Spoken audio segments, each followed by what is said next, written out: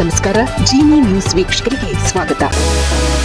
ನೈಋತ್ಯ ರೈಲ್ವೆಯು ತುಮಕೂರು ಹಾಗೂ ಮಲ್ಲಸಂದ್ರ ರೈಲು ನಿಲ್ದಾಣಗಳ ನಡುವೆ ಅತ್ಯಗತ್ಯ ಇಂಜಿನಿಯರಿಂಗ್ ಕಾರ್ಯ ನಿರ್ವಹಿಸಬೇಕಾಗಿರುವುದರಿಂದ ಡಿಸೆಂಬರ್ 17ರಂದು ಮತ್ತು ನಂತರದ ಕೆಲವು ದಿನಗಳಲ್ಲಿ ಬೆಂಗಳೂರಿಗೆ ಆಗಮಿಸುವ ಮತ್ತು ಬೆಂಗಳೂರಿನಿಂದ ಹೊರಡುವ ಹಲವು ರೈಲುಗಳ ಸಂಚಾರದಲ್ಲಿ ದೊಡ್ಡ ಪ್ರಮಾಣದ ಬದಲಾವಣೆಗಳಾಗಲಿವೆ. ಕೆಲವು ರೈಲುಗಳು ರದ್ದಾಗಲಿವೆ.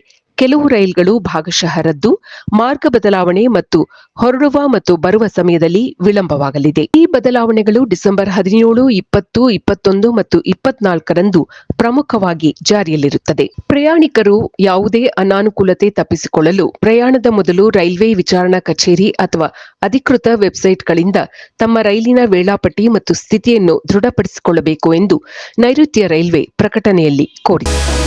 ಇದು ಈ ದಿನದ ಸುದ್ದಿಗಳು. ನಿರಂತರ ಸುದ್ದಿಗಳಿಗಾಗಿ ವೀಕ್ಷಿಸುತ್ತಿರಿ ಜಿನಿ ನ್ಯೂಸ್. ನಮಸ್ಕಾರ.